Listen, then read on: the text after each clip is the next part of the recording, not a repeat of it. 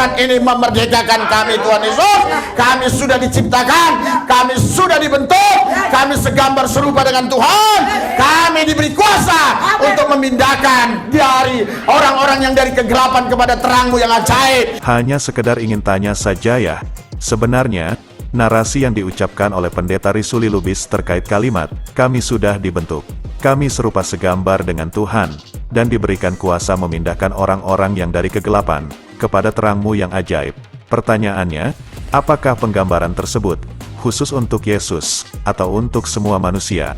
Analisisnya, jika yang dimaksud serupa dan segambar dengan Tuhan itu hanya untuk Yesus, berarti ucapan Pendeta Risuli Lubis bertentangan dan salah. Nah, tetapi jika yang dibentuk serupa dan segambar dengan Tuhan itu untuk seluruh manusia, berarti Pendeta Risuli Lubis sama seperti Yesus. Okelah sahabat, mari kita lanjut dan sambut dengan sorak-sorai, dengan keahlian Pendeta Risuli Lubis yang fenomenal dan masyhur. Tuhan Yesus, urapi lidah mulut hamba-Mu. Oh, kalau ada kuasa kegelapan iblis setan roh jahat sudah dipatahkan dalam nama Yesus. Kami percaya karena kami tahu ada roh Allah yang ada pada kami lebih besar dari semua roh yang ada di muka bumi ini. Oh lah ya kama yoria sakara laba sakara laba. Sekali lagi ku minta Tuhan Yesus, oh tutup bungkus aku dengan darah-Mu Tuhan. Sampaikanlah kebenaran firman-Mu biar semua kami termotivasi untuk jadi berkat bagi banyak orang. Terima kasih Tuhan dalam nama Yesus. Kami alaskan doa kami dengan ucapan syukur. Haleluya, yang percaya katakan amin. Berikan sorak-sorai buat Tuhan Yesus. Haleluya, yang meriah, lebih meriah, sukacita. Haleluya. Haleluya. Ada damai sejahtera, ada sukacita, ada kemenangan. Haleluya. Haleluya.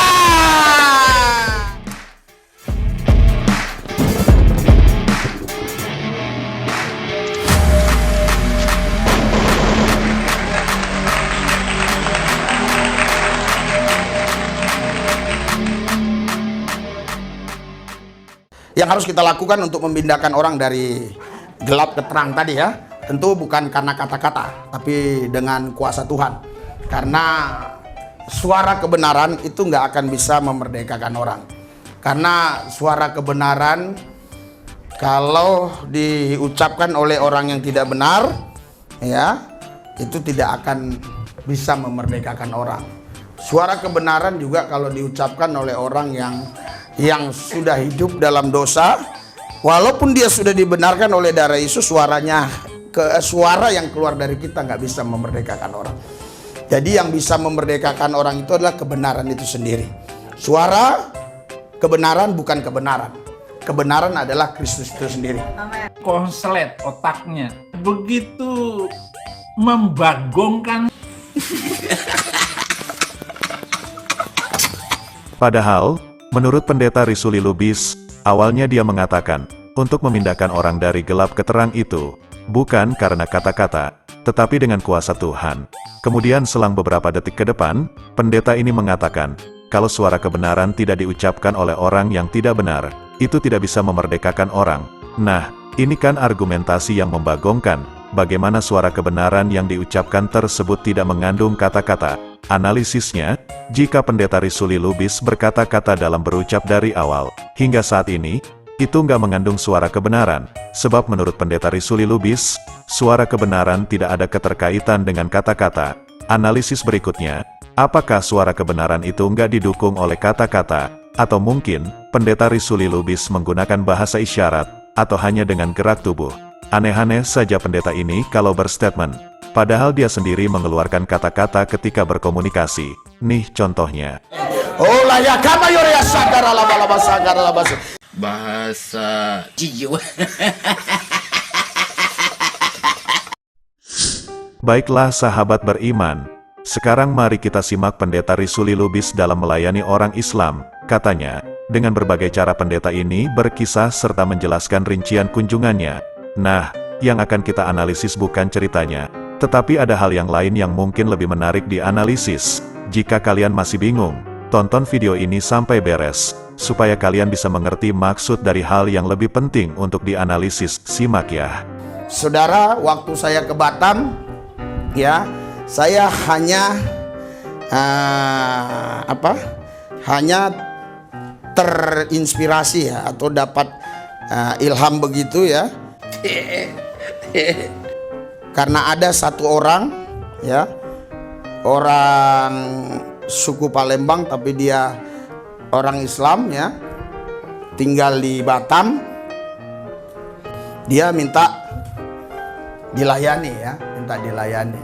Awalnya saya berpikir ya, ini ongkosnya berapa ya. Saya cek itu di Traveloka, berangkat sekitar 800-an tapi pulang 1 juta lebih ya. Jadi kurang lebih kalau two way ya, pulang pergi itu sekitar 2 juta hanya untuk satu orang. Pertamanya saya berpikir seperti itu ya, gimana ya, hanya untuk orang satu aja saya harus ngabisin 2 juta, belum lagi saya harus nginap di hotel.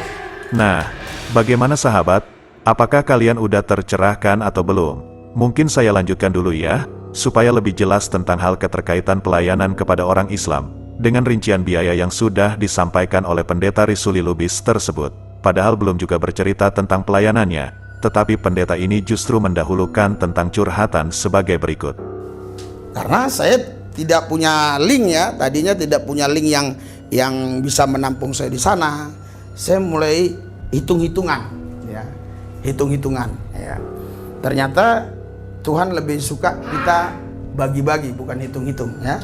Jadi banyak kali orang pintar hitung-hitung tapi nggak bisa bagi-bagi.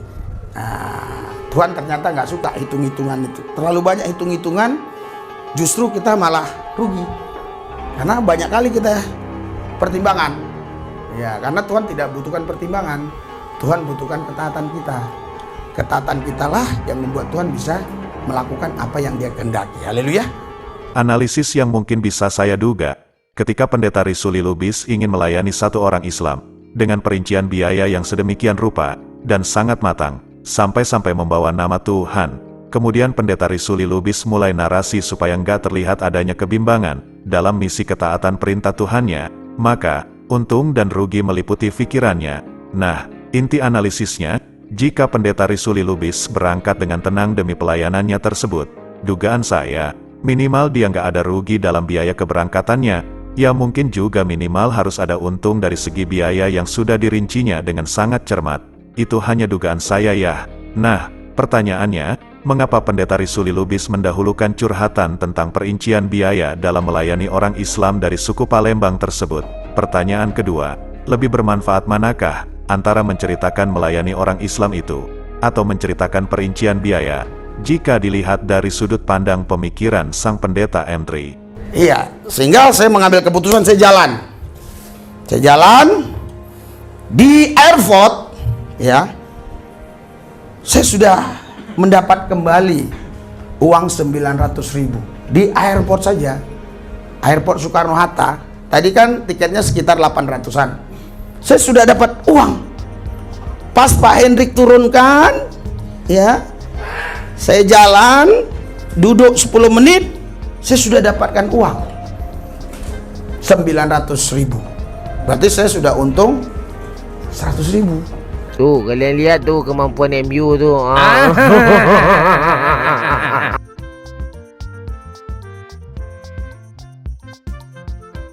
Akhirnya cerita-cerita di hotel, saking senangnya mereka dengar cerita, saling berbagi, lupa mereka ngajak makan.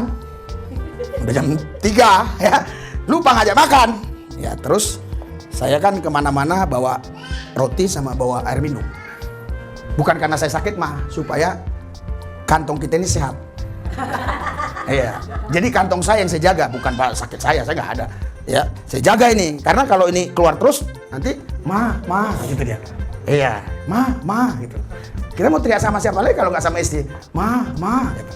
Biasanya kalau saya gembira saya beritahu, kalau saya susah saya nggak kasih tahu di lapangan. Iya, tapi kalau saya udah di hotel gitu baru saya kasih tahu. Ya, ya nanti ya kenapa ke situ larinya ya? Oke, haleluya. Harusnya dia sistematis tapi ini, ya kan? Jadi saudara, saya ambil roti saya di tas, minum. Nah, jadi ada kadangkala suara itu tidak penting, tindakan itu yang penting. Kadang orang nggak tahu kalau kita bersuara, walaupun sekencang apa, bukan karena dia tuli, memang dia nggak paham. Tapi ketika aku buka roti itu, Pak, jadi Bapak sudah lapar? Yes, ayo makan dulu. Makan dulu, makan dulu. Kemana si arah hidup? Tetap pada kisah yang sama, perjalanan khutbahnya selalu ada curhatan, yang dimana ujung-ujungnya curhat biaya. Saya nggak akan beri kesimpulan, karena saya hanya menganalisis dan hanya memberikan dugaan dari alur khutbah sang pendeta, menuju curhatan biaya serta kisah keuntungan yang telah didapatnya. Baiklah sahabat, saya cukupkan videonya sampai di sini. Jangan lupa subscribe, bagi kalian yang baru tahu channel ini. Kemudian like and share ke seluruh mancanegara, supaya lebih banyak lagi orang yang mendapatkan edukasi dan hiburan secara gratis. Ingat ya sahabat, jangan sampai murtad. Saya pamit undur diri. Allahu a'lam bishawab. Assalamualaikum.